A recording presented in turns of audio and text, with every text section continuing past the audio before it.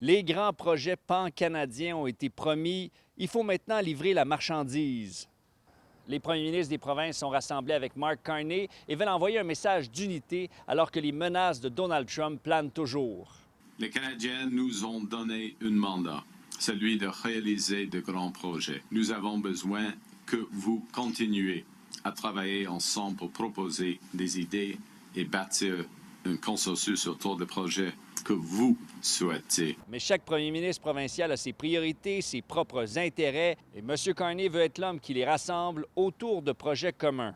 Celui qui est sur toutes les lèvres, mais qui n'est pas invité à cette rencontre, c'est Donald Trump. Et François Legault croit qu'il faut une entente coûte que coûte avec lui pour mettre fin à l'incertitude. Parce qu'actuellement, les entreprises sont sur pause, ils n'investissent pas, ils attendent de voir l'entente avec Trump.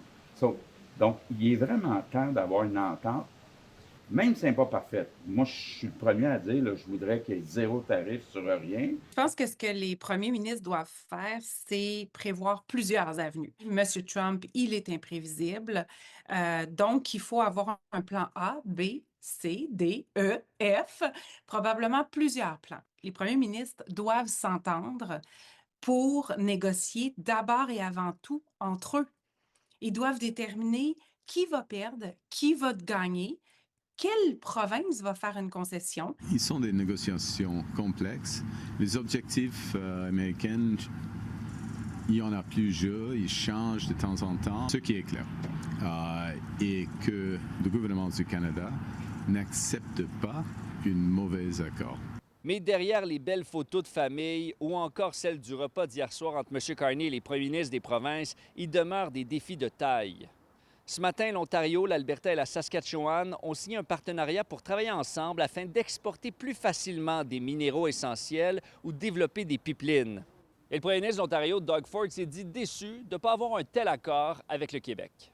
You know, Premier Legault is a very bright, business-minded person, and you know, we'll get there.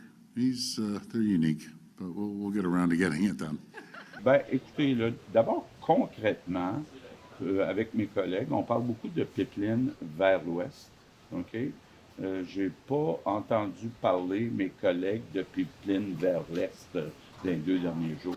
On sent que la pression monte sur Mark Carney qui doit prouver qu'il peut véritablement transformer l'économie canadienne. À Montréal, Étienne Fortin-Gauthier pour Nouveau Info.